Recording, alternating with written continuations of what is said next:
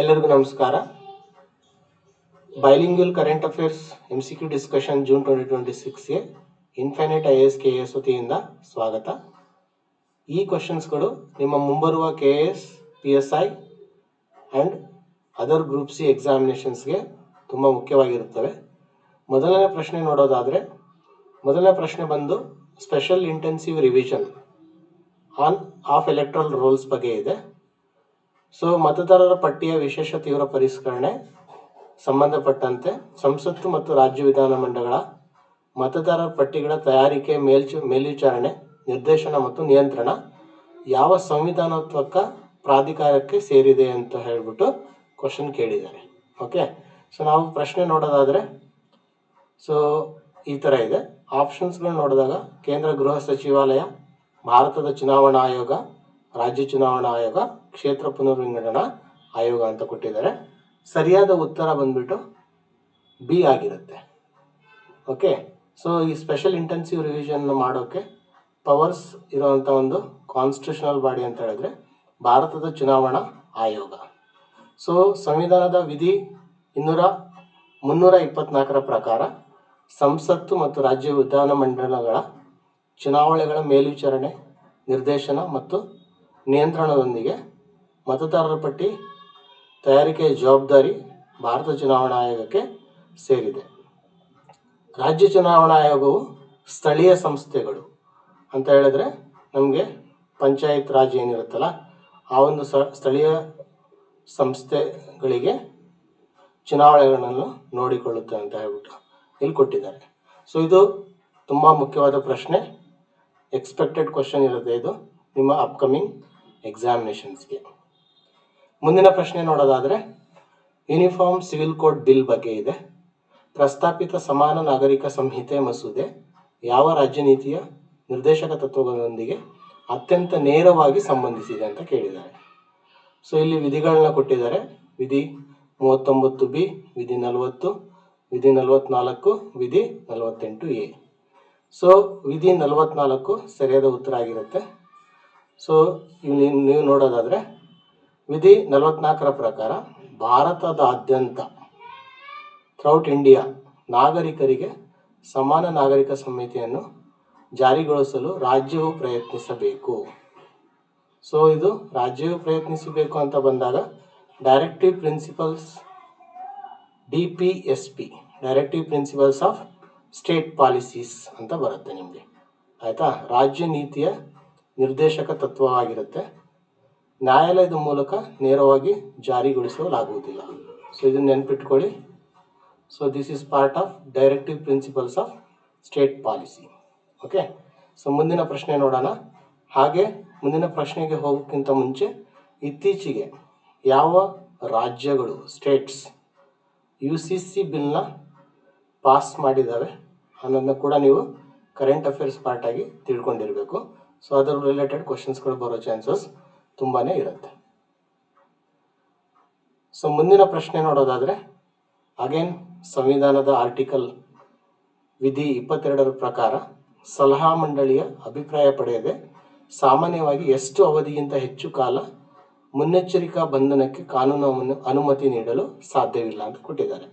Under article 22 of the constitution, a preventive detention law cannot ordinarily be authorized detention beyond what period without obtaining the opinion of the advisory board. So ಅದರ ಪ್ರಕಾರ ಉತ್ತರ ಬಂದ್ಬಿಟ್ಟು 3 ತಿಂಗಳು. ಈ article ಏನು ಹೇಳುತ್ತೆ ಅಂತ ಹೇಳಿದ್ರೆ 3 ತಿಂಗಳಿಗಿಂತ ಹೆಚ್ಚು ಅವಧಿಯ ಮುನ್ನೆಚ್ಚರಿಕಾ ಬಂಧನಕ್ಕೆ ಸಾಮಾನ್ಯವಾಗಿ ಬಂಧನ ಮುಂದುವರಿಸಲು ಸಾಕಷ್ಟು ಕಾರಣವಿದೆ ಎಂದು ಸಲಹಾ ಮಂಡಳಿ ವರದಿ ನೀಡಬೇಕು. ಅವಾಗ ಮಾತ್ರ 3 ತಿಂಗಳಿಗಿಂತ ಹೆಚ್ಚು ಇದು ಮಾಡ್ಬೋದು. ಅದರ್ವೈಸ್ ಸಂವಿಧಾನದ ವಿಧಿ 22ರ ಪ್ರಕಾರ 3 ತಿಂಗಳು ಮ್ಯಾಕ್ಸಿಮಮ್ ಪೀರಿಯಡ್ ಇರುತ್ತೆ. ಸೊ ತುಂಬ ಇಂಪಾರ್ಟೆಂಟ್ ಕ್ವಶನ್ ಇದೆ. ರೀಸೆಂಟ್ ಪ್ರಿವೆಂಟಿವ್ ಡಿಟೆನ್ಷನ್ ಲಾ ಬಗ್ಗೆ ತುಂಬ ನ್ಯೂಸಲ್ಲಿತ್ತು, ಹಾಗೆ ಇದನ್ನು ಫೋಕಸ್ ಮಾಡಿ ನೀವು ನೋಡ್ಕೋಬೇಕಾಗತ್ತೆ. ಸೊ ಮುಂದಿನ ಪ್ರಶ್ನೆಗೆ ಹೋಗೋಣ. ಸೊ ಇದು ಎಕನಾಮಿ ರಿಲೇಟೆಡ್ ಕಾನ್ಸೆಪ್ಟ್ ಮೇಲೆ ಬಂದಿದೆ. ಸೊ ಅವಾಗವಾಗ ನ್ಯೂಸಲ್ಲಿ ಕೂಡ ಇದು ಬರ್ತಾ ಇರುತ್ತೆ. ಸೊ ನಿಮಗೆ ನೋಡೋದಾದರೆ India's industrial output. So in May 2026, which of the following correctly describes the India's industrial production IIP ಬಗ್ಗೆ ಮಾತಾಡ್ತಾ ಇದೆ. 2020ರ ಮೇ ತಿಂಗಳಲ್ಲಿ ಭಾರತದ ಕೈಗಾರಿಕಾ ಉತ್ಪಾದನೆ ಶೇಕಡ 5.1ರಷ್ಟು ವೃದ್ಧಿಯಾಗಿದೆ. ಕೈಗಾರಿಕಾ ಉತ್ಪಾದನಾ ಸೂಚ್ಯಂಕ ಕುರಿತು ಈ ಕೆಳಗಿನ ಯಾವ ಹೇಳಿಕೆಗೆ ಸರಿಯಾಗಿದೆ ಅಂತ ಕೇಳಿದೆ. ಓಕೆ, ಸೊ ಹಾಗಾಗಿ ನಾವು ಕಾನ್ಸೆಪ್ಟ್ ಬೇಸ್ಡ್ IIP ಬಗ್ಗೆ ಕೇಳಿದ್ದಾರೆ. ಸೊ ಇದು ಗಣಿಗಾರಿಕೆ, ಉತ್ಪಾದನೆ ಮತ್ತು ವಿದ್ಯುತ್ ಕ್ಷೇತ್ರಗಳನ್ನು ಒಳಗೊಂಡಿದೆ. ಸೊ ಈ IIP ಏನಿದೆಯಲ್ಲ, ಕೈಗಾರಿಕಾ ಉತ್ಪಾದನಾ ಸೂಚ್ಯಂಕ, ಅದು ಏನನ್ನು ಒಳಗೊಂಡಿದೆ ಅಂತ ಕೇಳಿದ್ದಾರೆ. ಸೊ ಹಾಗಾಗಿ ಇದನ್ನು ನೀವು ನೆನ್ಪಿಟ್ಕೊಳ್ಬೇಕು. ಇದು ಪಾರ್ಟ್ ಆಫ್ ಎಕನಾಮಿ, ನಿಮಗೆ ಕರೆಂಟ್ ಅಫೇರ್ಸ್ ಅಂತ ಹೇಳ್ಬೋದು, ಸ್ಟ್ಯಾಟಿಕ್ ಪೋರ್ಷನ್ ಕೂಡ ಬರುತ್ತೆ. ಓಕೆ, ಸೊ ಇಲ್ಲಿ ಕೊಟ್ಟಿದ್ದಾರೆ ಮೇ 2022 ಪ್ರಕಾರ. ಸೊ ಇದು ಶೇಕಡ 5.1 ಅಷ್ಟು ವೃದ್ಧಿಯಾಗಿದೆ ಎಂದು ವರದಿಯಾಗಿದೆ. ಓಕೆ, ಸೊ ಮುಂದಿನ ಪ್ರಶ್ನೆಗೆ ಹೋಗೋಣ. ಸೊ 5ನೇ ಪ್ರಶ್ನೆ, the proposed revision of minimum ages for the 84 scheduled employment should now B viewed in the context of which of the umbrella labor law. 84 ನಿಗದಿತ ಉದ್ಯೋಗಗಳಿಗೆ ಕನಿಷ್ಠ ವೇತನ ಪರಿಷ್ಕರಣೆ ಮಾಡುವ ಪ್ರಸ್ತಾಪವನ್ನು ಈಗ ಯಾವ ಸಮಗ್ರ ಕಾರ್ಮಿಕ ಸಂಹಿತೆಯ ಹಿನ್ನೆಲೆಯಲ್ಲಿಟ್ಟು ನೋಡಬೇಕು ಅಂತ ಹೇಳಿದ್ದಾರೆ. ಹೊಸದಾಗಿ ಒಂದು ವೇತನ ಸಂಹಿತೆ ಮಾಡಿದ್ದಾರೆ. ಸೊ ಅದರ ಪ್ರಕಾರ ಹೋಗಬೇಕಾಗತ್ತೆ ಅಂತ ಹೇಳಿದ್ದಾರೆ. ಸೊ ಈಗ ವೇತನ ಸಂಹಿತೆ ಬಂದ್ಬಿಟ್ಟು 2019 ಮಾಡಿರೋಂಥ ವೇತನ ಸಂಹಿತೆಯ ಪ್ರಕಾರ ವೇತನವನ್ನು ನಿಗದಿ ಮಾಡಬೇಕಂತ ಹೇಳ್ಬಿಟ್ಟು ಹೇಳುತ್ತೆ. ಓಕೆ, ಸೊ ವೇತನ ಸಂಹಿತೆ 2019, ಕನಿಷ್ಠ ವೇತನ ಕಾಯ್ದೆ 1948, ವೇತನ ಪಾವತಿ ಕಾಯ್ದೆ 1936, ಬೋನಸ್ ಪಾವತಿ ಕಾಯ್ದೆ 1965 ಮತ್ತು ಸಮಾನ ಸಂಭಾವನೆ ಕಾಯ್ದೆ 1976 ಸೇರಿದಂತೆ ವೇತನ ಸಂಬಂಧಿತ 4 ಕಾನೂನುಗಳನ್ನು ಏಕೀಕರಿಸುತ್ತದೆ. ನೋಡಿ, ಇವೆಲ್ಲ ಕಾನೂನುಗಳನ್ನು ನೀವು ನೆನ್ಪಿಟ್ಕೊಳ್ಬೇಕು. ಯಾಕಂದರೆ ಇದು ಒಂದೇ ಒಂದು ಸಂಹಿತೆ ಈ ಎಲ್ಲ ಕಾನೂನುಗಳನ್ನು ಏಕೀಕರಣ ಮಾಡುತ್ತದೆ. ಹಾಗಾಗಿ ಈ ಕ್ವಶನ್ನು ತುಂಬ ಮುಖ್ಯವಾದ ಪ್ರಶ್ನೆ ಆಗಿರುತ್ತೆ. ಸೊ ನೆನ್ಪಿಟ್ಕೊಳ್ಳಿ. ಓಕೆ, ಸೊ ಮುಂದಿನ ಪ್ರಶ್ನೆಗೆ ಹೋಗೋಣ ಈಗ. ಸೊ ಮುಂದಿನ ಪ್ರಶ್ನೆ, ಆಹಾರ ಉತ್ಪಾದನೆ, ಸಂಗ್ರಹಣೆ, ವಿತರಣೆ, ಮಾರಾಟ ಮತ್ತು ಆಮದುಗಳಿಗೆ ವೈಜ್ಞಾನಿಕ ಮಾನದಂಡಗಳನ್ನು ನಿಗದಿಪಡಿಸಿ ನಿಯಂತ್ರಿಸುವ ಪ್ರಮುಖ ಶಾಸನಬದ್ಧ ಸಂಸ್ಥೆ ಯಾವುದು? Okay, the statutory body primarily responsible for laying down science-based standards for food and regulating its manufacture, storage, distribution and sale and import is ಯಾವುದು ಅಂತ ಕೇಳಿದ್ದಾರೆ. ಸೊ ನಿಮಗೆಲ್ಲರಿಗೂ ಗೊತ್ತಿರುತ್ತೆ, food safety and standards authority of India, FSSAI, ಭಾರತೀಯ ಆಹಾರ ಸುರಕ್ಷತೆ ಮತ್ತು ಮಾನದಂಡ ಪ್ರಾಧಿಕಾರ. ಓಕೆ, ಸೊ ಇದು ಯಾವ ಒಂದು ಕಾಯ್ದೆಯ ಅಡಿ ಮಾಡುತ್ತಂದರೆ, ಕಾಯ್ದೆ ಅಡಿ ಸ್ಥಾಪಿಸಲಾಗಿದೆ ಅಂತ ಹೇಳಿದ್ರೆ 2006 ಅಡಿ ಈ ಒಂದು ಕಾಯ್ದೆನ ಸ್ಥಾಪಿಸಲಾಗಿದೆ. ಸೊ ಇದು ಆರೋಗ್ಯ ಮತ್ತು ಕುಟುಂಬ ಕಲ್ಯಾಣ ಸಚಿವಾಲಯದ ಅಧೀನದಲ್ಲಿ ಇರುತ್ತದೆ ಅಂತ ನೆನ್ಪಿಟ್ಕೊಳ್ಬೇಕು. ಓಕೆ, ತುಂಬ ಇಂಪಾರ್ಟೆಂಟ್ ಜನರಲ್ ಕ್ವಶನ್ಸ್ ಇತ್ತೀಚೆಗೆ ನ್ಯೂಸಲ್ಲಿ ಇದೆ ಕೂಡ. ಸೊ ನೆನ್ಪಿಟ್ಕೊಳ್ಳಿ. ಸೊ ಮುಂದಿನ ಒಂದು ಪ್ರಶ್ನೆಗೆ ಹೋಗೋದಾದರೆ, ದೆಹಲಿ ರಸ್ತೆಗಳಲ್ಲಿ ಯಾವ ವರ್ಷದಿಂದ ಕೇವಲ ವಿದ್ಯುತ್ ಚಾಲಿತ ದ್ವಿಚಕ್ರ ವಾಹನಗಳು ಸಂಚರಿಸಬೇಕು ಎಂಬ ಪ್ರಸ್ತಾವ ಇದೆ? ಓಕೆ, ಸೊ ಪೊಲ್ಯೂಷನ್ ಜಾಸ್ತಿ ಆಗ್ತಾ ಇರೋದ್ರಿಂದ ಡೆಲ್ಲಿನಲ್ಲಿ ಸೊ EV ವೇಸ್ಟ್ ಸಿಸ್ಟಮ್ಗೆ ಅವರು ಕನ್ವರ್ಟ್ ಆಗಬೇಕು ಅಂತ ಹೇಳ್ಬಿಟ್ಟು ಹೇಳ್ತಾ ಇದ್ದಾರೆ. ಆ ಒಂದು ವರ್ಷ ಯಾವುದು ಅಂತ ಹೇಳಿದ್ರೆ 2028. ಓಕೆ, ಸೊ ಕೇವಲ EV ಬೇಸ್ಡ್ ವಾಹನಗಳು ಸಂಚರಿಸುವಂತೆ ಮಾಡುವ ಪ್ರಸ್ತಾವವನ್ನು ಹೇಳಲಾಗಿದೆ. ಸೊ ನೆನ್ಪಿಟ್ಕೊಳ್ಳಿ ಯಾವ ವರ್ಷ ಅಂತ ಹೇಳ್ಬಿಟ್ಟು, ತುಂಬ ಮುಖ್ಯವಾದ ಪ್ರಶ್ನೆ ಇರುತ್ತೆ ಇದು. ಸೊ ಮುಂದಿನ ಪ್ರಶ್ನೆಗೆ ಹೋಗೋಣ ಈಗ. ಸೊ ಈ ಪ್ರಶ್ನೆ ಬಂದ್ಬಿಟ್ಟು national investment and infrastructure fund NIIF ಅದರ ಬಗ್ಗೆ ಇದೆ. ರಾಷ್ಟ್ರೀಯ ಹೂಡಿಕೆ ಮತ್ತು ಮೂಲಸೌಕರ್ಯ ನಿಧಿ ಹೆಚ್ಚುವರಿ ಹೂಡಿಕೆಯನ್ನು ಕೇಂದ್ರ ಸಚಿವ ಸಂಪುಟ ಅನುಮೋದಿಸಿದೆ ಎಂದು ತಿಳಿಸಿದೆ. ಆ ಮೊತ್ತ ಎಷ್ಟು? ಓಕೆ, ಸೊ ಇದು ತುಂಬ ಮುಖ್ಯವಾದ ಒಂದು ಪ್ರಶ್ನೆ. ಸೊ ಇದು ಇನ್ಫ್ರಾಸ್ಟ್ರಕ್ಚರ್ ಆಯಿತಾ, ಭಾರತದ ಮೂಲಸೌಕರ್ಯ ಅಭಿವೃದ್ಧಿಗೆ ರಿಸರ್ವ್ ಮಾಡಿರುವಂಥ ಒಂದು ಫಂಡು. ಸೊ 30,000 ಕೋಟಿ ಇರುತ್ತೆ. ಸೊ ನೆನ್ಪಿಟ್ಕೊಳ್ಳಿ, ಆನ್ಸರ್ ಬಂದ್ಬಿಟ್ಟು 30,000 ಕೋಟಿ ಇದೆ. ಸೊ ನೆನ್ಪಿಟ್ಕೊಳ್ಳಿ. ಓಕೆನಾ. ಸೊ ಮುಂದಿನ ಪ್ರಶ್ನೆಗೆ ಹೋಗೋಣ ಈಗ. ಹಿಂದೂ ಮಹಾಸಾಗರ ಪ್ರದೇಶದ ಸಹಕಾರಕ್ಕೆ ಪ್ರಮುಖ ವೇದಿಕೆಯಾಗಿರುವ ಹಿಂದೂ ಮಹಾಸಾಗರ ತೀರ ರಾಷ್ಟ್ರಗಳ ಸಂಘದ ಕಾರ್ಯದರ್ಶಾಲಯ ಎಲ್ಲಿದೆ? ಓಕೆ, ಸೊ ಇದು ಬಂದ್ಬಿಟ್ಟು ಪೋರ್ಟ್ ಲೂಯಿಸ್ ಮಾರಿಷಸ್ನಲ್ಲಿದೆ. ನೆನ್ಪಿಟ್ಕೊಳ್ಳಿ, ತುಂಬ ನ್ಯೂಸಲ್ಲಿರುವಂಥ ಒಂದು ಆರ್ಗನೈಜೇಷನ್ ಇದು, ಪದೇ ಪದೇ ನ್ಯೂಸಲ್ಲಿ ಬರ್ತಾ ಇದೆ. ಹಾಗಾಗಿ ಇದನ್ನು ಕೇಳೋ ಚಾನ್ಸಸ್ ಇರುತ್ತೆ. ಓಕೆ, ಸೊ IORA ಹಿಂದೂ ಮಹಾಸಾಗರ ತೀರದ ರಾಷ್ಟ್ರಗಳ ಅಂತರ್ ಸರ್ಕಾರಿ ಇಂಟರ್ ಗವರ್ನಮೆಂಟಲ್ ಸಂಘಟನೆಯಾಗಿದೆ. ಸೊ ಇದು ಹೆಡ್ ಕ್ವಾರ್ಟರ್ಸ್ ಬಂದ್ಬಿಟ್ಟು ಸೊ ಪೋರ್ಟ್ ಲೂಯಿಸ್ ಮಾರಿಷಸ್ನಲ್ಲಿದೆ ಅಂತ ಹೇಳ್ಬಿಟ್ಟು ನಿಮಗೆ ನೆನಪಿಟ್ಕೊಳ್ಬೇಕು. ಈ ಥರದ್ದೇ regional bodies and other organisations ಬಗ್ಗೆ ನಿಮಗೆ ಪ್ರಶ್ನೆಗಳು ಬರ್ತಾ ಇರುತ್ತೆ. ಓಕೆ, ಸೊ ಮುಂದಿನ ಪ್ರಶ್ನೆಗೆ ಹೋಗೋಣ ಈಗ. ಸೊ ಮುಂದಿನ ಪ್ರಶ್ನೆ ಬಂದ್ಬಿಟ್ಟು directorate of general of shipping functions under the which ministry? ನೌಕಾಯಾನ ಮಹಾನಿರ್ದೇಶನಾಲಯವು ಯಾವ ಕೇಂದ್ರ ಸಚಿವಾಲಯದ ಅಧೀನದಲ್ಲಿ ಕಾರ್ಯನಿರ್ವಹಿಸುತ್ತದೆ ಅಂತ ಕೇಳಿದ್ದಾರೆ. ಓಕೆ, ಡೈರೆಕ್ಟ್ ಕ್ವಶನ್ ಇರುತ್ತೆ. ಬಂದರು, ನೌಕಾಯಾನ ಮತ್ತು ಜಲಮಾರ್ಗಗಳ ಸಚಿವಾಲಯ, ministry of ports, shipping and waterways. So ಇದಾಗಿರುತ್ತೆ ಉತ್ತರ, ಜಸ್ಟ್ ನೆನ್ಪಿಟ್ಕೊಳ್ಳಿ. ಸೊ ಮುಂದಿನ ಪ್ರಶ್ನೆ ನೋಡೋದಾದರೆ, ಭಾರತೀಯ ದೂರಸಂಪರ್ಕ ನಿಯಂತ್ರಣ ಪ್ರಾಧಿಕಾರವು ಕೆಲವು ತೀರ್ಮಾನಗಳ ವಿರುದ್ಧದ ಮೇಲ್ಮನವಿಗಳನ್ನು ಯಾವ ಸಂಸ್ಥೆ ವಿಚಾರಿಸುತ್ತದೆ? So appeal against certain decisions of the telecom regulatory authority of India are heard by which of the body ಅಂತ ಕೇಳಿದ್ದಾರೆ. ಓಕೆ, ಸೊ ನೋಡಿ, ಟ್ರಾಯ್ ಡಿಸ್ಪ್ಯೂಟ್ಸ್ಗಳನ್ನ ತಗೊಳ್ಳೋದು telecom dispute settlement and appellate ಟ್ರಿಬ್ಯುನಲ್ಲೇ ಮಾಡಿದ್ದಾರೆ. So under the TRI Act 1997, it is distinct from the TRI which performs regulatory functions. So TRAI ಏನು ಮಾಡುತ್ತೆ? Regulatory functions ಮಾಡುತ್ತೆ. ಸೊ ಅದು regulatory body. So TDSAT, so this is an tribunal which settles the disputes. Okay, ದೂರಸಂಪರ್ಕ ವಿವಾದ ಪರಿಹಾರ ಮತ್ತು ಮೇಲ್ಮನವಿ ನ್ಯಾಯಮಂಡಳಿ 1997ರಲ್ಲಿ ಇದನ್ನು ಮಾಡಲಾಗಿದೆ. ಸೊ ಮುಂದಿನ ಪ್ರಶ್ನೆಗೆ ಹೋಗೋಣ. ಕೆಳಗಿನ ಜೋಡಿಗಳನ್ನು ಪರಿಗಣಿಸಿ.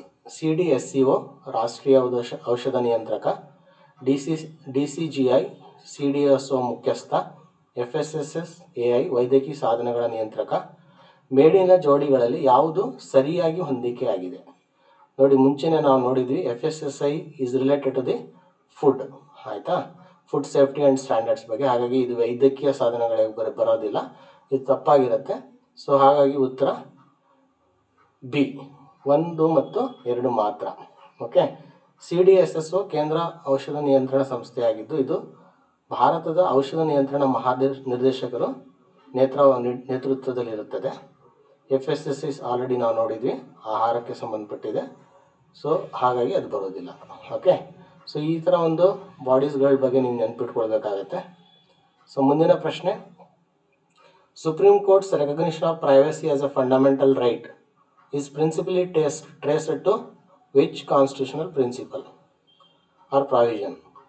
ಗೌಪ್ಯತೆಯ ಹಕ್ಕನ್ನು ಮೂಲಭೂತ ಹಕ್ಕಾಗಿ ಸುಪ್ರೀಂ ಕೋರ್ಟ್ ಮಾನ್ಯಗೊಳಿಸಿರುವುದು ಮುಖ್ಯವಾಗಿ ಯಾವ ಸಂವಿಧಾನಾತ್ಮಕ ವಿಧಿಯೊಂದಿಗೆ ಸಂಬಂಧಿಸಿದೆ ಅಂತ ಕೇಳಿದ್ದಾರೆ. ಸೊ ನೋಡಿ ಇಲ್ಲಿ, ಸೊ ಮೂಲಭೂತ ಹಕ್ಕಾಗಿ ಪ್ರೈವಸಿ ಅಂತ ಬಂದಾಗ ಆರ್ಟಿಕಲ್ 21 ಮತ್ತು ಇತರ ಮೂಲಭೂತ ಹಕ್ಕುಗಳೊಂದಿಗೆ ಸಂಬಂಧಿಸಿರುತ್ತೆ ಅಂತ ಹೇಳ್ತಾರೆ.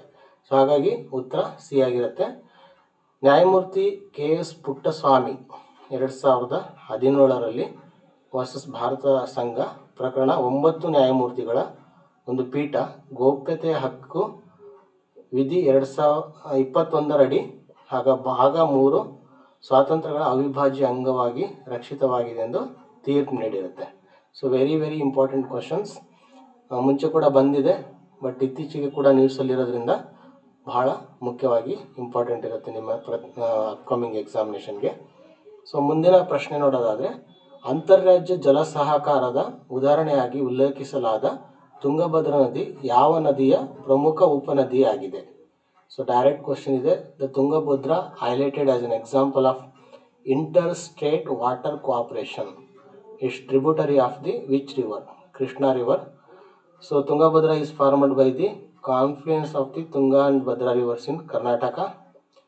So the Tungabhadra involves multiple states. It is important for the irrigation and power generation. Okay. So ಇದು ಕೃಷ್ಣಾ ನದಿಯ ಉಪನದಿ ಆಗಿರುತ್ತೆ ಅಂತ ನೀವು ನೆನ್ಪಿಟ್ಕೊಳ್ಳಿ. ಸೊ ನ್ಯೂಸಲ್ಲಿರೋದ್ರಿಂದ ಮುಖ್ಯವಾಗಿರುತ್ತೆ. ಸೊ ಮುಂದಿನ ಪ್ರಶ್ನೆ ಹೋಗೋಣ. Free trade areas and custom unions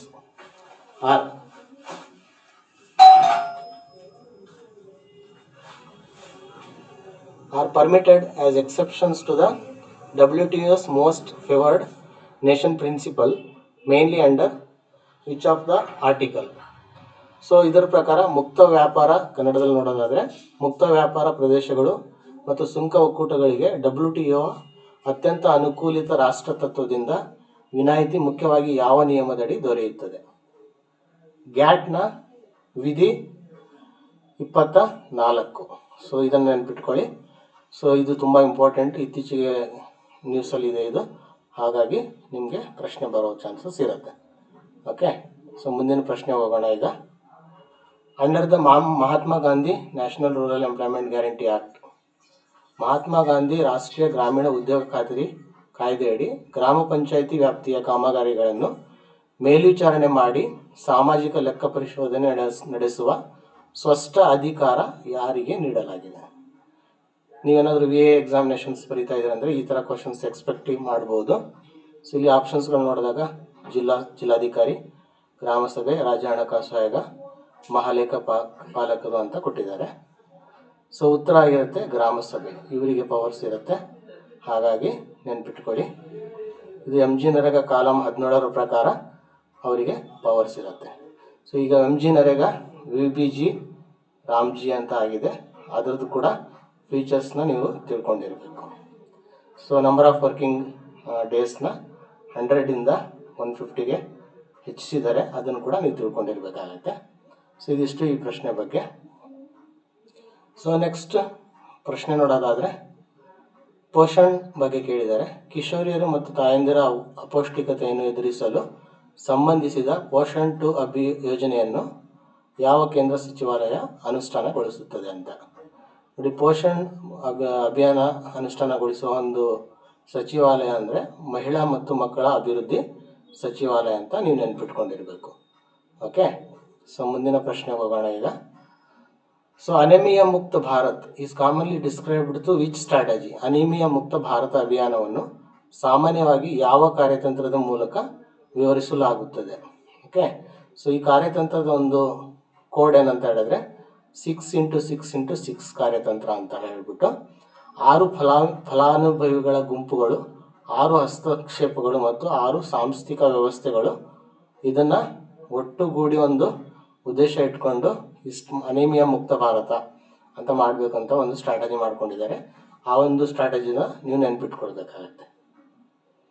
so ಮುಂದಿನ ಪ್ರಶ್ನೆ, ವಿದೇಶಿ ಕೊಡುಗೆ ನಿಯಂತ್ರಣ ಕಾಯ್ದೆ foreign contributions regulation act 2010 is administered by which of the following ministry ಅಂತ ಕೇಳಿದ್ದಾರೆ. ಸೊ ಇದು ಗೃಹ ಸಚಿವಾಲಯದ ಕೆಳಗಡೆ ಬರುತ್ತೆ. ನಾವು ಹಿಂದಿನ ವಿಡಿಯೋದಲ್ಲೂ ಕೂಡ ಇದನ್ನು ನೋಡಿದ್ವಿ. FCRA ವ್ಯಕ್ತಿಗಳು, ಸಂಘಗಳು ಮತ್ತು ಕಂಪನಿಗಳು ವಿದೇಶಿ ಕೊಡುಗೆ ಸ್ವೀಕರಿಸುವ ಬಳಸುವುದನ್ನು ನಿಯಂತ್ರಣ ಮಾಡುತ್ತೆ. ಆಯಿತಾ? ಸೊ ಹಾಗಾಗಿ ಇದು ಗೃಹ ಸಚಿವಾಲಯದ ಕೆಳಗಡೆ ಬರುತ್ತೆ. ಮುಂದಿನ ಪ್ರಶ್ನೆ, ಭಾರತೀಯ ಪೌರತ್ವದ ಸ್ವೀಕರಣ ಮತ್ತು ಅಂತ್ಯವನ್ನು ನಿಯಂತ್ರಿಸುವ ಪ್ರಮುಖ ಕಾನೂನು ಯಾವುದು?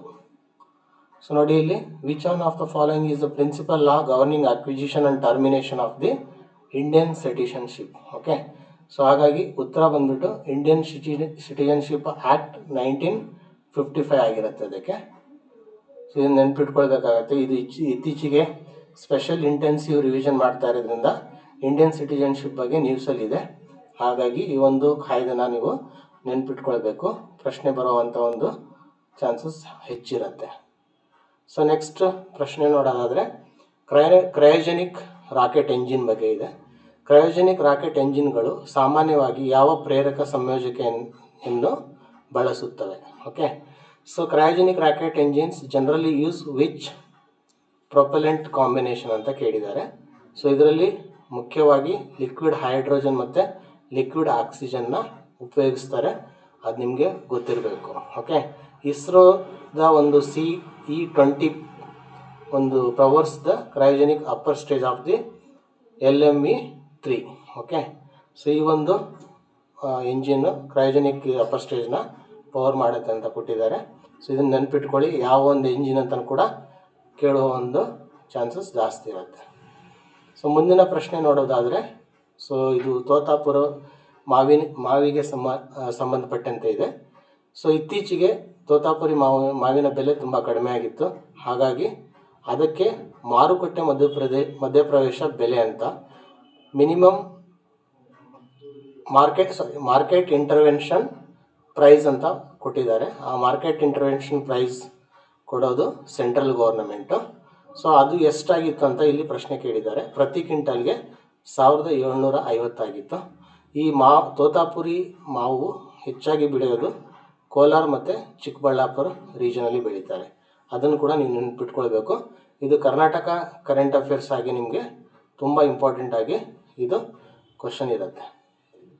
ಸೊ ಇನ್ನು ಮುಂದಿನ ಪ್ರಶ್ನೆ ನೋಡೋದಾದರೆ, so Amaravati featured on river front development and on observation wheel is situated on the bank of each river.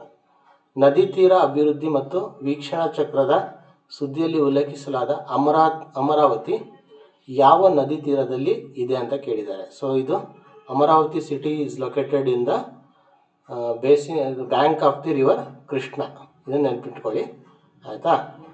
So Amaravati Andhra ಪ್ರದೇಶದ ಯೋಜಿತ ರಾಜಧಾನಿ ಪ್ರದೇಶದವಾಗಿದೆ ಅಂತ ನೀವು ನೆನಪಿಟ್ಕೊಳ್ಬೇಕು. ಸೊ ಅದೊಂದು ನೆನಪಿಟ್ಕೊಂಡ್ರೆ ನಿಮಗೆ ಇದು ಸಾಕಾಗುತ್ತೆ. ಓಕೆ. ಸೊ ಮುಂದಿನ ಪ್ರಶ್ನೆ ಸಿಯೆಶಲ್ಸ್ ಬಗ್ಗೆ ಇದೆ. ಸಿಯೆಶಲ್ಸ್ ಕಂಟ್ರಿ ಬಗ್ಗೆ ಕೇಳಿದ್ದಾರೆ. ಸಿಯೆಶಲ್ಸ್ ಕುರಿತು ಕೆಳಗಿನ ಯಾವ ವಿವರಣೆ ಸರಿಯಾಗಿದೆ? Okay. So island country in the western Indian ocean with Victoria as it's capital. Okay. So ನಿಮಗೆ ಸಿಯೆಶಲ್ ಕಂಟ್ರಿ ಎಲ್ಲಿರುತ್ತೆ ಅಂತ ತಿಳ್ಕೊಳ್ಬೇಕು. ಅದರ ಕ್ಯಾಪಿಟಲ್ ಸಿಟಿ ಯಾವುದು ಅಂತ ಕೂಡ ತಿಳ್ಕೊಳ್ಬೇಕು. ಇತ್ತೀಚೆಗೆ ಇದು ನ್ಯೂಸಲ್ಲಿರುತ್ತೆ, ಹಾಗಾಗಿ ಇದು ಪ್ರಶ್ನೆ ಬಂದಿರುತ್ತೆ ನಿಮಗೆ. ಓಕೆ. ಸೊ ಮುಂದಿನ ಪ್ರಶ್ನೆಗೆ ಹೋಗೋಣ. ಈಗ ಭಾರತ ಸರ್ಕಾರವು ಆನೆ ಯೋಜನೆಯನ್ನು ಯಾವ ವರ್ಷದಲ್ಲಿ ಪ್ರಾರಂಭಿಸಿತು? ಇದು ಸ್ಟ್ಯಾಟಿಕ್ ನಿಮಗೆ ಎನ್ವಿರಾನ್ಮೆಂಟ್ ಕ್ವಶನ್ ಆಗಿದೆ. ಸೊ ಪ್ರಾಜೆಕ್ಟ್ ಎಲಿಫೆಂಟ್ನ ಲಾಂಚ್ ಮಾಡಿದ್ದು ಯಾವಾಗ ಅಂತ ಕೇಳಿದ್ದಾರೆ. ಸೊ ನಿಮ್ಗೆ ಆಲ್ರೆಡಿ ಗೊತ್ತಿರ್ಬೋದು, 1992ನಲ್ಲಿ ಇದನ್ನು ಮಾಡಿರ್ತಾರೆ. ಓಕೆ. ಸೊ ಮುಂದಿನ ಪ್ರಶ್ನೆ, ಆಯುಷ್ಮಾನ್ ಭಾರತ್ ಡಿಜಿಟಲ್ ಮಿಷನ್ನಲ್ಲಿ ಕೆಳಗಿನ ಯಾವ ಜೋಡಿ ಸರಿಯಾಗಿ ಹೊಂದಾಣಿಕೆ ಆಗುತ್ತದೆ? ABHA ಸಂಖ್ಯೆ 14 ಅಂಕಿಯ ಆರೋಗ್ಯ ಗುರುತು ಸಂಖ್ಯೆ ಆಗಿದೆ ಅಂತ ಹೇಳಿದ್ದಾರೆ ಒಂದು ಸ್ಟೇಟ್ಮೆಂಟು.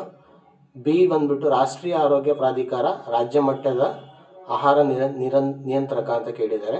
ಆರೋಗ್ಯ ಸೌಲಭ್ಯ ನೋಂದಣಿ ಸಿ ವಿದೇಶದ ಖಾಸಗಿ ಆಸ್ಪತ್ರೆಗಳ ನೋಂದಣಿ ಮಾತ್ರ ಮಾಡುತ್ತದೆ ಅಂತ ಹೇಳಿದ್ದಾರೆ.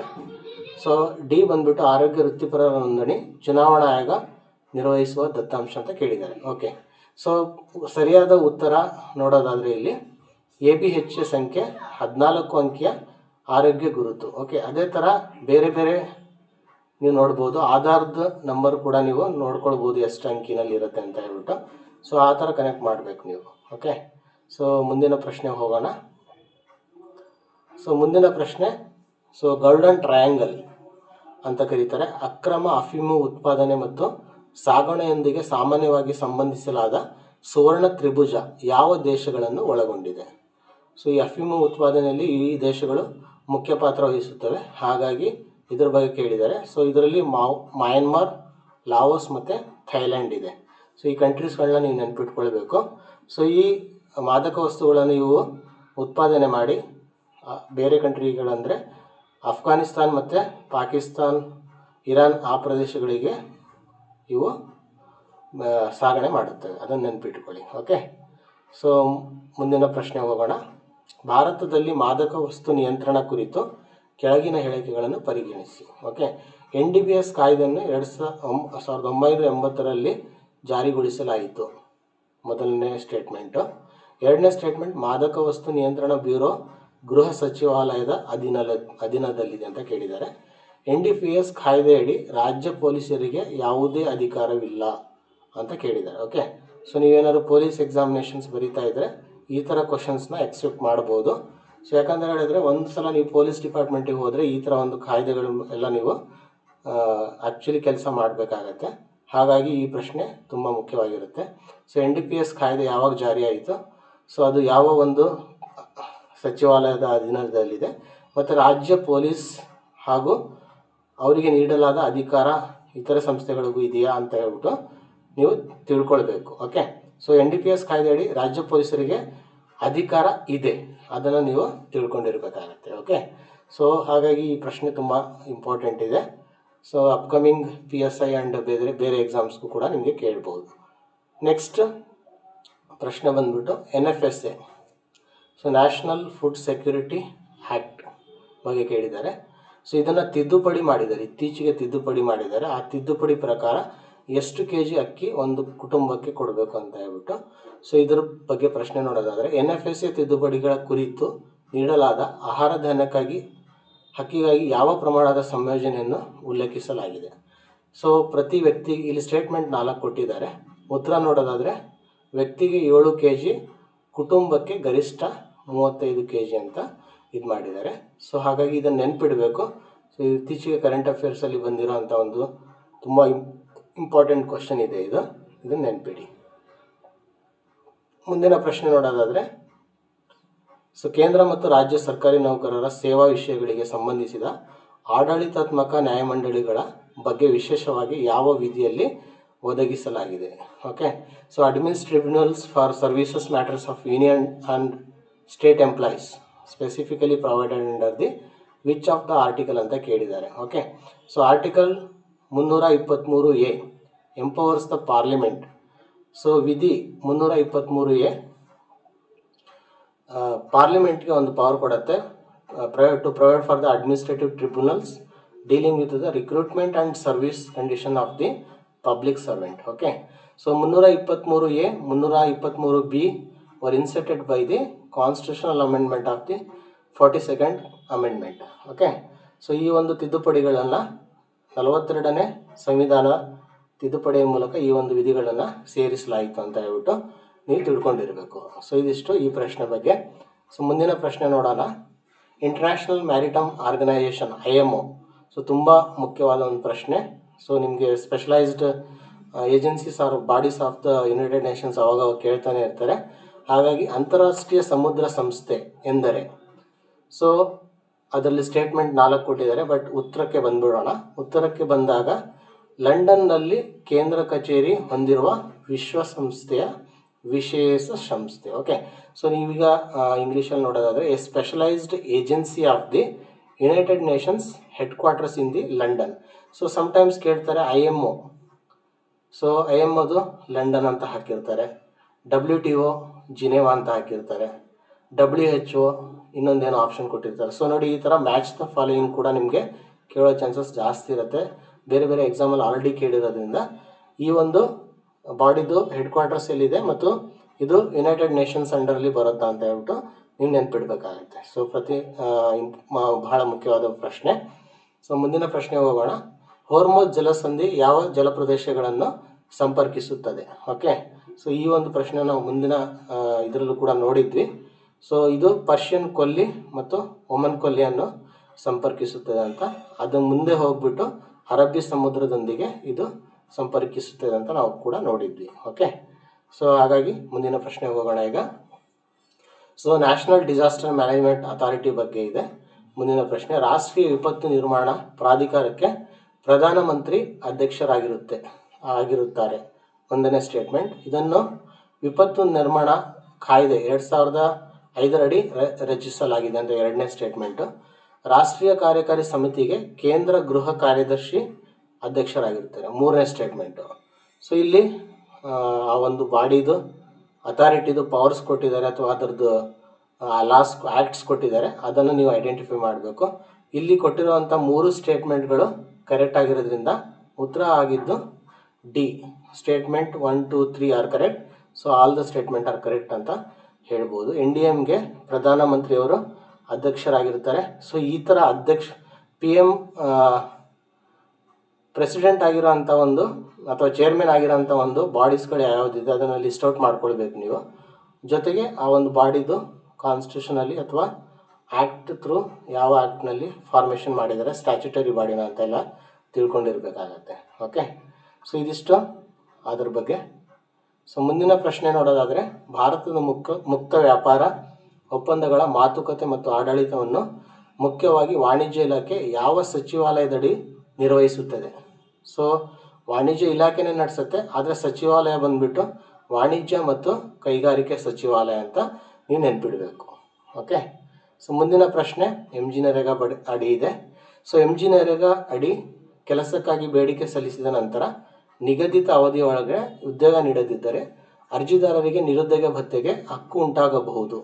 ಆ ನಿಗದಿತ ಅವಧಿ ಎಷ್ಟು ದಿನದ ಒಳಗಡೆ ನಾವು ಪೇಮೆಂಟ್ ಮಾಡಿಲ್ಲ ಅಂದರೆ MGNREGA ಇದರಲ್ಲಿ ಕೆಲಸ ಮಾಡಿದಾಗ ಸೊ ಅವರಿಗೆ ಒಂದು ರೈಟ್ ಇರುತ್ತೆ ಕೇಳೋದು 15 ದಿನದ ಒಳಗಡೆ ಅಂತ ಇದು ಹೇಳಿದ್ದಾರೆ. ಓಕೆ, ಸೊ ಇದನ್ನು ರಾಜ್ಯ ಸರ್ಕಾರ ನಿರುದ್ಯೋಗ ಭತ್ಯೆ ಅಂತ ಹಾಕ್ಬೋದು, ಅರ್ಜಿ ಹಾಕ್ಬೋದು ಅವರು ಸರ್ಕಾರಕ್ಕೆ. ಸೊ 15 ದಿನಗಳಾಗಿರುತ್ತೆ. ಸೊ ನೆಕ್ಸ್ಟ್ ಪ್ರಶ್ನೆಗೆ ಹೋಗೋದಾದರೆ ನ್ಯಾಷನಲ್ ಎಮರ್ಜೆನ್ಸಿ ಪ್ರೊಕ್ಲೈಮ್ಡ್ ಇನ್ ಜೂನ್ 1975 ಅದ್ರ ಬಗ್ಗೆ ಇದೆ. 1975 ಜೂನ್ನಲ್ಲಿ ಘೋಷಿಸಲಾದ ರಾಷ್ಟ್ರೀಯ ತುರ್ತು ಪರಿಸ್ಥಿತಿಗೆ ವಿಧಿ 352ರಲ್ಲಿ ಲಭ್ಯವಿದ್ದ ಯಾವ ಆಧಾರವನ್ನು ಬಳಸಲಾಯಿತು? ಸೊ ಇದರಲ್ಲಿ 4 ಆಪ್ಷನ್ ಕೊಟ್ಟಿದ್ದಾರೆ. Armoured rebellion, internal disturbance, financial stability, failure of the constitutional machinery in a state. So ಕನ್ನಡದಲ್ಲಿ ನೋಡೋದಾದರೆ ಶಸ್ತ್ರಾಯ ಬಂಡಾಯ, ಆಂತರಿಕ ಅಶಾಂತಿ, ಹಣಕಾಸು ಅಸ್ಥಿರತೆ, ರಾಜ್ಯದಲ್ಲಿ ಸಂವಿಧಾನಾತ್ಮಕ ಯಂತ್ರಣೆಯ ವೈಫಲ್ಯ. ಸೊ ಆಂತರಿಕ ಅಶಾಂತಿ, ಓಕೆ, ಇಂಟರ್ನಲ್ ಡಿಸ್ಟರ್ಬೆನ್ಸಿಂದ 1975 ಎಮರ್ಜೆನ್ಸಿನ ಡಿಕ್ಲೇರ್ ಮಾಡಾಯಿತು. ನಂತರ 44ನೇ ಸಂವಿಧಾನ ತಿದ್ದುಪಡಿಯು ಈ ಪದ ಪ್ರಯೋಗವನ್ನು ಹೆಚ್ಚು ನಿರ್ದಿಷ್ಟವಾಗಿ ಸಶಸ್ತ್ರ ಬಂಡಾಯ, ಆರ್ಮರ್ಡ್ ರೆಬಲಿಯನ್ ಅಂತ ಹೇಳ್ಬಿಟ್ಟು ಡಿಫೈನ್ ಮಾಡುತ್ತೆ. ಸೊ ಇದನ್ನು ಕೂಡ ನೀವು ನೆನ್ಪಿಟ್ಕೊಳ್ಬೇಕು. ಇದು ಪಾಲಿಟಿ ಬೇಸಿಕ್ ಸಬ್ಜೆಕ್ಟ್ ಆಗಿ ನಿಮಗೆ ಮುಖ್ಯವಾಗಿ ಇಂಪಾರ್ಟೆಂಟ್ ಇರುತ್ತೆ.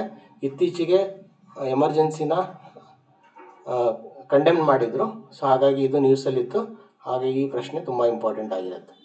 ಸೊ ಮುಂದಿನ ಪ್ರಶ್ನೆ ನೋಡೋದಾದರೆ ನೇತ್ರ, India's airborne early warning system ಬಗ್ಗೆ ಇದೆ. ಭಾರತದ ವಾಯುಮಾರ್ಗದ ಮುಂಚಿತ ಎಚ್ಚರಿಕೆ ಮತ್ತು ನಿಗಾ ವಹಿಸುವ ನೇತ್ರ ವೇದಿಕೆಯನ್ನು DRDO ಯಾವ ಕೇಂದ್ರ ಅಭಿವೃದ್ಧಿಪಡಿಸಿದೆ? ಸೊ DRDOನಲ್ಲಿರುವಂಥ ಒಂದು ಯಾವ ಕೇಂದ್ರ ಅಂತ ಕೇಳಿದ್ದಾರೆ.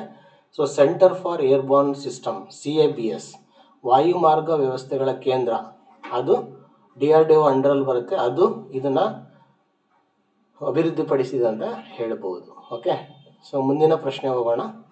ಸೊ ಇತ್ತೀಚೆಗೆ ಮಳೆ ಸಮಸ್ಯೆ ಎಲ್ಲ ಆಗ್ತಾ ಇರೋದ್ರಿಂದ ಎಲ್ನಿನೋ ಹೆಚ್ಚಾಗಿ ಸುದ್ದಿಯಲ್ಲಿದೆ. ಎಲ್ನಿನೋ ಎಂದರೆ ಏನು ಅಂತ ಹೇಳ್ಬಿಟ್ಟು ಡಿಫೈನ್ ಮಾಡಲಿಕ್ಕೆ ಒಂದು ಕ್ವಶನ್. ಓಕೆ, ಸೊ ಎಲ್ನಿನೋ ಅಂತ ಹೇಳಿದ್ರೆ ಸೊ ಇದು ಮಧ್ಯ ಮತ್ತು ಪೂರ್ವ ಭೂಮಧ್ಯ ರೇಖೆಯ ಪೆಸಿಫಿಕ್ ಮಹಾಸಾಗರದ ಅವಧಿಕ ಉಷ್ಣೀಕರಣ, ಇಂಗ್ಲೀಷಲ್ಲಿ periodic warming of the central and eastern equatorial Pacific ocean is the warm phase of the El Nino southern oscillation marked by anomalous warming in the central and the eastern equatorial Pacific. Okay, it can alter the global circulation. ಈ global circulation of the so air ಇದೆಯಲ್ಲ ಅದನ್ನು alter ಮಾಡುತ್ತೆ.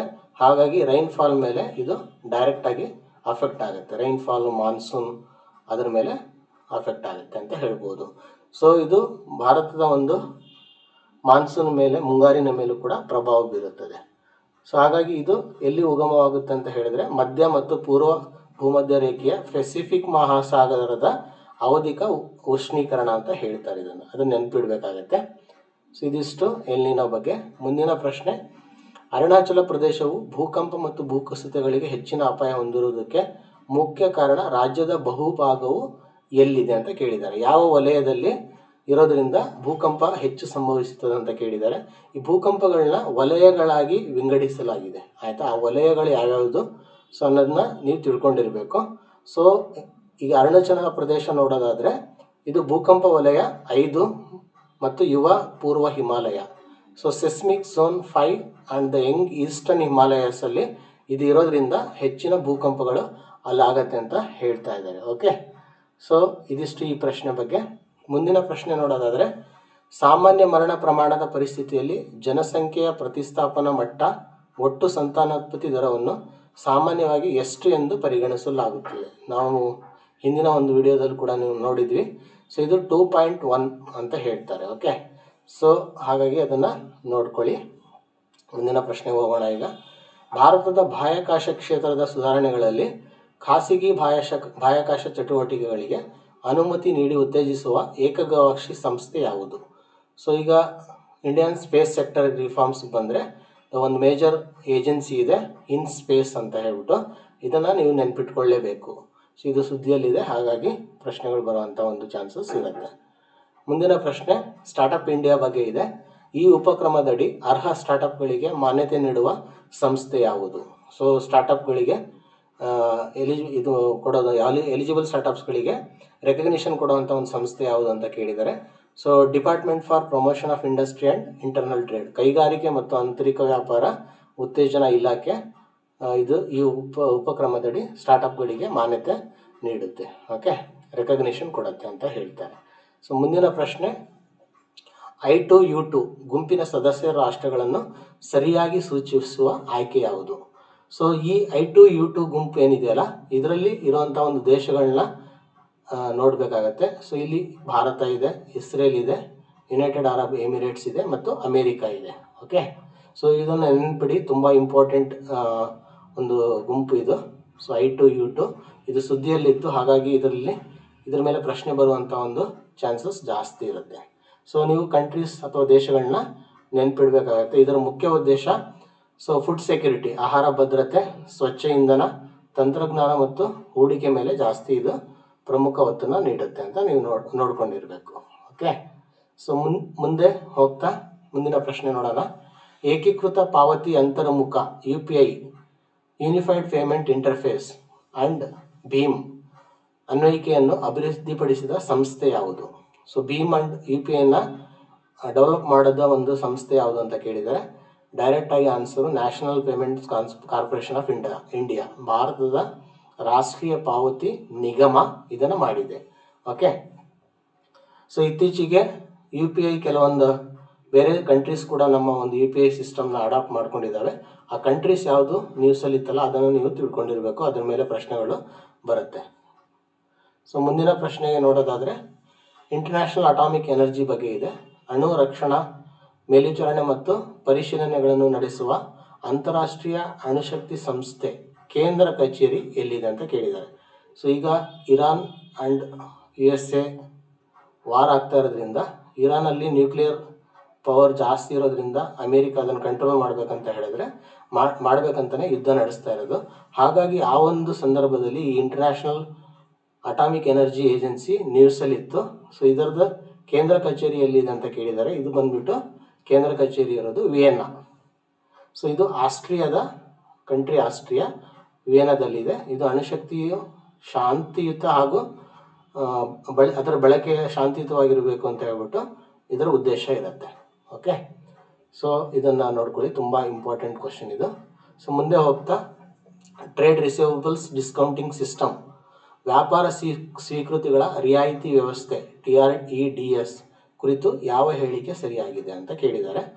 So answer ಆಪ್ಷನಿಗೆ ಬಂದ್ಬಿಡೋಣ. ಇದು ಹಲವು ಹಣಕಾಸು ಸಂಸ್ಥೆಗಳ ಮೂಲಕ MSME ವ್ಯಾಪಾರ ಸ್ವೀಕೃತಿಗಳಿಗೆ ಹಣಕಾಸು ಒದಗಿಸುತ್ತದೆ. ಸೊ ಇದರ ಮುಖ್ಯ ಉದ್ದೇಶ, ಸೊ ಇದು ಭಾರತೀಯ ರಿಸರ್ವ್ ಬ್ಯಾಂಕ್ ನಿಯಂತ್ರಿತ ಎಲೆಕ್ಟ್ರಾನಿಕ್ ವೇದಿಕೆ, ಆಯಿತಾ, ಇದನ್ನು ತಿಳ್ಕೊಳ್ಳಿ. ಸೊ ಇದು ಕಂಪನಿಗಳು, ಸರ್ಕಾರಿ ಇಲಾಖೆಗಳು ಮತ್ತು ಸಾರ್ವಜನಿಕ ವಲಯದ ಖರೀದಾರರ ವಿರುದ್ಧ MSME ಮಾರಾಟಗಾರರ ಬಿಲ್ ಮತ್ತು ಇನ್ವಾಯ್ಸ್ಗಳನ್ನು ಹಣಕಾಸುದಾರರ ಸ್ಪರ್ಧಾತ್ಮಕ ಬಿಡ್ ಮೂಲಕ ರಿಯಾಯಿತಿಗೊಳಿಸುತ್ತದೆ. Okay, so very important question, ನೆನ್ಪಿಟ್ಕೊಳ್ಳಿ. ಸೊ ಮುಂದಿನ ಪ್ರಶ್ನೆಗೆ ಹೋಗೋಣ. ಸೊ ಡಿಜಿಟಲ್ ವೈಯಕ್ತಿಕ ದತ್ತಾಂಶ ಸಂರಕ್ಷಣಾ ಕಾಯ್ದೆ, digital personal data protection act 2023 provides for the establishment of 2023 ಯಾವ ಸಂಸ್ಥೆಯ ಸ್ಥಾಪನೆಗೆ ಅವಕಾಶ ನೀಡುತ್ತದೆ? ಡಿಜಿಟಲ್ ವೈಯಕ್ತಿಕ ದತ್ತಾಂಶ ಸಂರಕ್ಷಣಾ ಕಾಯ್ದೆ 2023 ಈ ಕೆಳಗಿನ ಯಾವ ಒಂದು ಸಂಸ್ಥೆ ಸ್ಥಾಪನೆಗೆ ಅವಕಾಶ ನೀಡುತ್ತದೆ ಅಂತ ಕ್ವಶನ್ ಕೇಳಿದ್ದಾರೆ. So data protection board of India, ಇದು ಬೋರ್ಡ್ನ ಕ್ರಿಯೇಟ್ ಮಾಡಬೇಕು ಅಂತ ಹೇಳ್ಬಿಟ್ಟು ಸೊ ಇದು ಒತ್ತು ನೀಡುತ್ತೆ, ಸೊ ಅವಕಾಶ ಮಾಡಿಕೊಡುತ್ತೆ. DP ಕಾಯ್ದೆ 2023 ಕಾಯ್ದೆ ಉಲ್ಲಂಘನೆಯನ್ನು ನಿರ್ಧರಿಸಿ ದಂಡ ವಿಧಿಸಲು ಭಾರತ ದತ್ತಾಂಶ ಸಂರಕ್ಷಣಾ ಮಂಡಳಿಯನ್ನು ಸ್ಥಾಪನೆ. ಓಕೆ, ಸೊ ನೆನ್ಪಿಟ್ಕೊಳ್ಳಿ, ಇಲ್ಲಿ ಏಜೆನ್ಸಿ ಅಂತ ಹಾಕ್ಬೋದು, ಬೇರೆ ಏನಾದರೂ ಒಂದು ವರ್ಡ್ ಹಾಕ್ಬೋದು. ಸೊ ಹಾಗಾಗಿ ನೀವು data protection board of India ಈ ಒಂದು ಕೀವರ್ಡ್ನ ನೀವು ನೆನ್ಪಿಟ್ಕೊಳ್ಬೇಕು. ಓಕೆ, ಸೊ ಇದನ್ನು ಮಾಡಬೇಕಂತ ಹೇಳ್ಬಿಟ್ಟು ಅದರ ಉದ್ದೇಶ ಇದೆ. ಸೊ ಮುಂದಿನ ಪ್ರಶ್ನೆ ನೋಡೋಣ. ಭಾರತೀಯ ಪುರಾತತ್ವ ಸರ್ವೇಕ್ಷಣಾ ಇಲಾಖೆಯು ಯಾವ ಕೇಂದ್ರ ಸಚಿವಾಲಯದ ಸಂಲಗ್ನ ಕಚೇರಿಯಾಗಿದೆ? Archaeological survey of India is an attached office of the which union ministry? Okay, so ಭಾರತೀಯ ಪುರಾತತ್ವ ಸರ್ವೇಕ್ಷಣಾ ಇಲಾಖೆ, ನೆನ್ಪಿಟ್ಕೊಳ್ಳಿ, ಇದು ಮಿನಿಸ್ಟ್ರಿ ಆಫ್ ಕಲ್ಚರ್ ಅಂಡರಲ್ಲಿ ಬರುತ್ತೆ. ಓಕೆ, ಸೊ ಇದು ancient monuments and archaeological sites and remains acts 1958 ಅಂಡರಲ್ಲಿ ಕೆಲಸ ಮಾಡುತ್ತೆ. ಇದನ್ನು ಕೂಡ ನೀವು ನೆನಪಿಟ್ಕೊಳ್ಬೇಕಾಗತ್ತೆ. ಸೊ ಮುಂದಿನ ಪ್ರಶ್ನೆ ನೋಡೋದಾದರೆ, ಭಾರತದಲ್ಲಿ FDI ನೀತಿ ಆಡಳಿತ ಮತ್ತು ವಿದೇಶಿ ವಿನಿಮಯ ನಿಯಂತ್ರಣವನ್ನು ಸರಿಯಾಗಿ ಬೇರ್ಪಡಿಸುವ ಆಯ್ಕೆ ಯಾವುದು? ಸೊ ಇಲ್ಲಿ ಆಪ್ಷನ್ಸ್ಗಳು ಕೊಟ್ಟಿದ್ದಾರೆ. ಸೊ FDI ನೀತಿ ತಗೊಳ್ಳೋದು DPIIT, ವಿದೇಶಿ ವಿನಿಮಯ ನಿಯಂತ್ರಣ FEMA ಅಡಿ RBI ಮಾಡುತ್ತೆ ಅಂತ ಆಪ್ಷನ್ ಕೊಟ್ಟಿದ್ದಾರೆ. So which of the following correctly distinguishes FDI policy administration from the foreign exchange regulation in India? So FDI policy ಬಂದ್ಬಿಟ್ಟು DPIIT ಮಾಡುತ್ತೆ, ಫಾರಿನ್ ಎಕ್ಸ್ಚೇಂಜ್ ಬಂದ್ಬಿಟ್ಟು ರೆಗ್ಯುಲೇಷನ್ ಮಾಡೋದು RBI under the FEMA act. Okay, so ನೆನ್ಪಿಟ್ಕೊಳ್ಳಿ, ತುಂಬ important question. So ಇದಿಷ್ಟು ಇನ್ನು ಆ question ಬಗ್ಗೆ. ಮತ್ತು ಲಾಸ್ಟ್ ಕ್ವಶನ್ ನೋಡೋಣ. ಸೊ ಸುದ್ದಿ ಶೀರ್ಷಿಕೆಯಲ್ಲಿ ಅಂಕಿಗಳನ್ನು ಸರಿಯಾಗಿ ಹೊಂದಿಸಿ. Okay, match the facts with their reported figures. Industrial output growth in May 2026. So core sector growth in May. Net FDI in April, Totapuri Mango, MIP. Okay, which sequence is correct? Okay, so industrial output growth in May 2026 was 5.1% ಅಂತ ನಾವು ಮುಂಚೆನೇ ನೋಡಿದ್ವಿ. So ಎರಡನೇದು core sector growth in May 0.5% ಆಗಿರುತ್ತೆ. Net FDI in April 6.6 billion ಆಗಿರುತ್ತೆ. So Totapuri ಮ್ಯಾಂಗೋಗೆ MIP market intervention price ಬಂದ್ಬಿಟ್ಟು 1750 per quintal ಆಗಿರುತ್ತೆ. ಸೊ ಇದಿಷ್ಟು ಇವತ್ತಿನ ಪ್ರಶ್ನೆಗಳ ವಿವರಣೆ. So thank you.